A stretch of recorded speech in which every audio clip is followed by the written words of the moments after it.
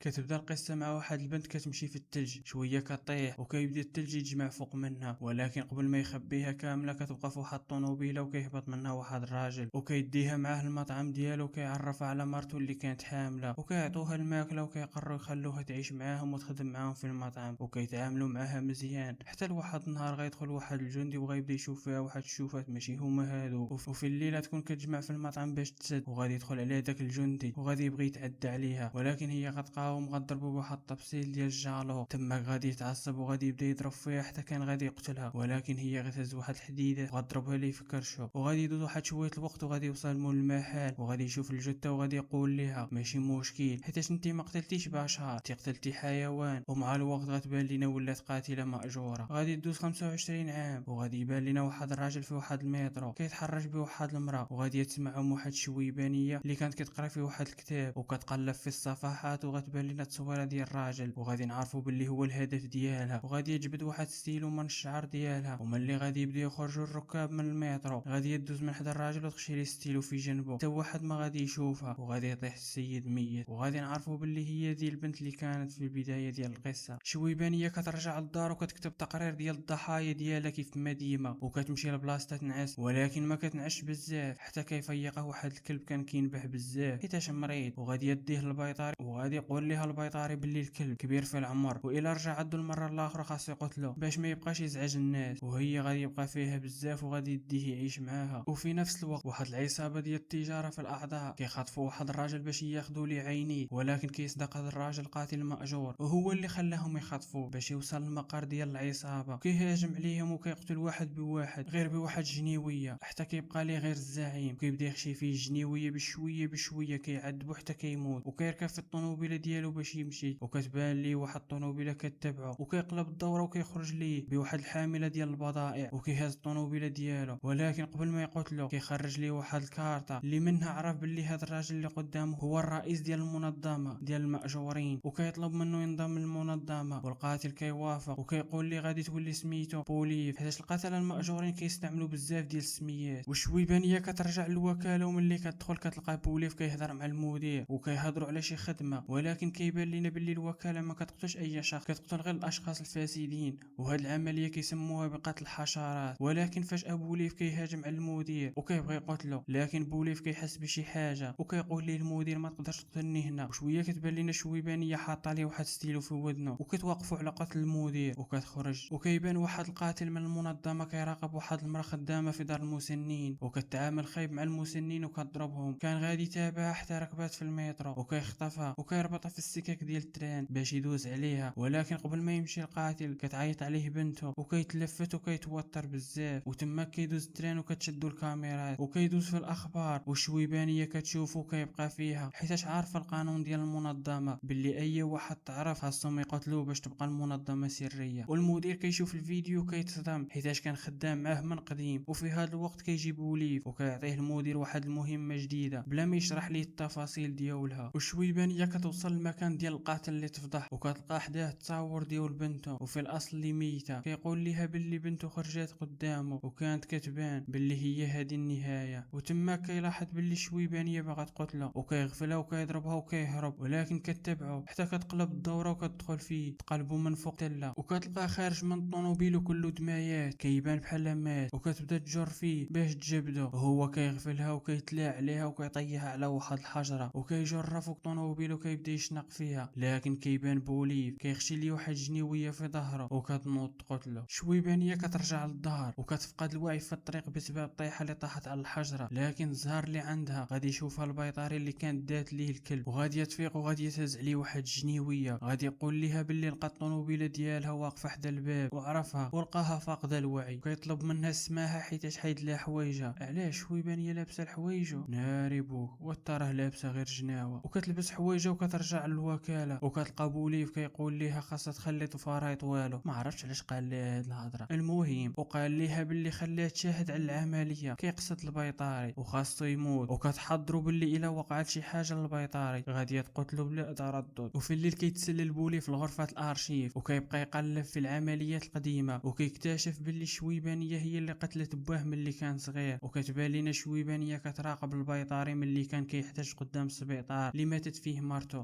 كتمشي للمطعم ديال مو كتكتشف باللي مرتو ماتت داخل العمليه، وكتلقى بنت البيطاري مع الام ديالو، وملي كانت غادي كيشوفها البيطاري وكيتبعها وكيوقفها وكيسولها علاش كتراقبو، كتقول ليه باللي كتاكد باللي ما فضح السير ديالها، وفي نفس الوقت كيبان لينا بوليف كيراقبهم بجوج من بعيد. وكيمشي عند المدير وكيسولو على القصه ديال شويبانيه، كيقول ليه باللي هي اسطوره في القتال والاجرام. قال ليه بغيتك تشرح ليا. قال ليه المدير باللي كانت خدامه مع واحد القاتل ماجور في المحل ديالو، وهنا غادي نعرفوا باللي مول المحل كان قاتل. المهم واحد النهار غادي يرجع مول المحل للدار ديالو، غادي يلقى مرتو وولدو مقتولين، وغادي يمشي ينتقم، وغادي يقتل نص ديال المنظمه، وقبل ما يموت غادي يطلب منها تنتقم ليه، وغادي تقتل شويبانيه النص الاخر غير بوحدها. من بعد كيمشي عندها بوليف وكيلمح ليها باللي باغي ينتقم منها حيتاش قتلت ليه باه. وشويبانيه كتبدا تفكر ملي عطاها مول المحل سلاح اللي كان عباره عن ستيلو قبل 25 عام. ومن بعد كتبان لينا شويبانيه كتحط واحد القنبله ديال الدخان حدا السبيطار اللي كيحتاج فيه البيطاري باش كلشي يهرب، وكدوز من حدا الطبيبه وكتقتلها. ومن بعد نهار كتجي لشويبانيه مهمه باش تقتل البيطاري، وكترفض وكتمشي للسكرتيره وكتهز عليها السلاح وكتهددها، وكتعطيها السكرتيره المعلومات ديال المهمه، وكتكتشف باللي ولد الطبيبه هو اللي مشى للوكاله ودفع فلوس كثيره مقابل قتلو البيطاري. وكتمشي لعند ولد الطبيبه وكتهدو باللي غادي تقتلو، وكيعترف ليها باللي بوليف هو اللي نصحو يمشي للوكاله. وفي نفس الوقت كيصوني عليها بوليف وكيقول ليها باللي كيراقب البيطاري وإلا ما جاش غادي يقتلو. وكتمشي كتجري وكيبان البيطاري وراه واحد الشخص غامض، وملي كتوصل شويبانيه كتلاقى مع داك الشخص الغامض. فكر الموت ديال صاحب المحل وكيحسب ليها باللي البيطاري حتى هو مات، ولكن قبل ما تحل الباب كيخرج البيطاري وكيقول ليها شنو كديري هنايا. كتقول ليه باللي جابت ليه الماكله باش تشكرو على داكشي اللي دار معاها، وكيشكرها حتى هو وكيدخل. وكيبان بوليف من وراها وكتعرف باللي كيتلاعب ليها بالمشاعر ديالها، وكتمشي هي وياه لواحد المحل وكتسولو علاش كيدير هادشي معاها، ولكن ما بغاش يقول لها والو. وغادي يبدا كيكح بسبب واحد الورد عنده حساسيه منه. وشويبانيه غتفكر واحد الولد كانت لاقات معاه من شحال هادي في واحد المهمه قديمه كانت عنده نفس الحساسيه، وغادي ترجع لدارها وغتبدا تقلب في العمليات القديمه اللي كانت كدير، وكتكتشف باللي كان واحد الولد في واحد المهمه كانت خاصها تقتل باه. وكتفكر كيفاش دارت المهمه ودخلت للدار ديالهم دايره راسها خدامه وكانت عزيزه على الولد وكتعامل معاه مزيان. ولكن في واحد النهار غادي يتحرش بها الاب ديالو وغادي تقتله، والمشكله ما رداش البال باللي الدري كاين وكيشوف كل شيء، وكتفهم باللي بولي في نفس الولد وجاي ينتقم منها. وكتجيها واحد المهمه وكتمشي لعند واحد راجل العصابات كبير وخطير باش تقتله، وكتشد الرئيس ديال العصابه وكتشرق ليه وجهه، ولكن كيدخلوا الرجال ديالو وغادي تشبك، ولكن غادي يقدروا يغلبوها وغادي يشدوها ويلوحوها في واحد الحفره وغادي يلوحوا عليها الدود. والسكرتيره كتكتشف البلاصه ديالها وكتصيفط بوليف باش ينقذها، وكيمشي بالموطور دغيا وكيوصل وكيصفيها الحراس وكيوصل ليها وكيحررها وكياخذها معاه حتى لدارها، وكطلب منه يدخل يتعشى معاها. وتما كتبدا تعاود ليه القصه ديالها باللي كانت خدامه في الديور وكانوا كيتعاملوا معاها خايب حتى تلاقات مع مول المحل هو اللي دخلها للوكاله. وفي النص ديال الهضره كتعترف ليه باللي عارفه الحقيقه ديالو، وكيكتشف باللي دارت ليه الدواء ديال النعاس في الماكله وكترابطو وكديه في الطوموبيل وتلوحوا في البحر. وفي النهار الاخر كنمشيو للحفل ديال البنت ديال البيطاري، وملي كتسالي الحفله البيطاري ما كيلقاش بنته كتغبر، وكتوصل واحد الرساله كيوريها لشويبانيه. كتعرف باللي بوليف قدر يهرب من الطوموبيله في البحر وهو اللي خطف البنت، وقال ليها باللي غادي يقتل البنت لما مشاش عنده. وكتمشي للدار وكتجبد الاسلحه ديالها وكتبدا تمضي في الجنيويات. والنهار الثاني كتوصل واحد الطوموبيله للمقر ديال العصابه، وملي كيهبطوا الرجال يشوفوا كيلقاو فيها واحد الراجل ميت، وكيكتشفوا باللي الشويبانيه دخلت المبنى من اللور وكتبدا تقتل في الرجال الطيح اكثر من نايض، واللي نايض باقي كيتسنى في نوبته. كتربط راسها بواحد الحبل وكتنقز وكتيري في الرجال ديال العصابه، وكتوصل لبوليف وكتلقاه شاد البنت وكيقول ليها تلوح الاسلحه ديالها ولا غادي يقتل البنت، وكضطر تلوح الاسلحه ديالها وكيتقاتلوا غير بالحادات. في وسط القتال كتفكر ملي كانت كتلعب معاه وكان الاب ديال بوليف كيضربو، وكانت هي اللي كتدخل وكتحبسه. وسط القتال بنت البيطاري غادي تقدر تهرب من البلاصه ديال القتال، وبوليف غادي يهاجم على شويبانيه، لكن هي كانت كتسناه وغادي تخشي ليه واحد الحديده في كرشو، ولكن غادي تضحي بالايد ديالها. وهنا غادي يسالي الفيلم. ولكن انت وصلتي حتى لهنا ما تنساش معاك دير واحد الابوني واشتراك وتكون من العائله ديالنا ان شاء الله.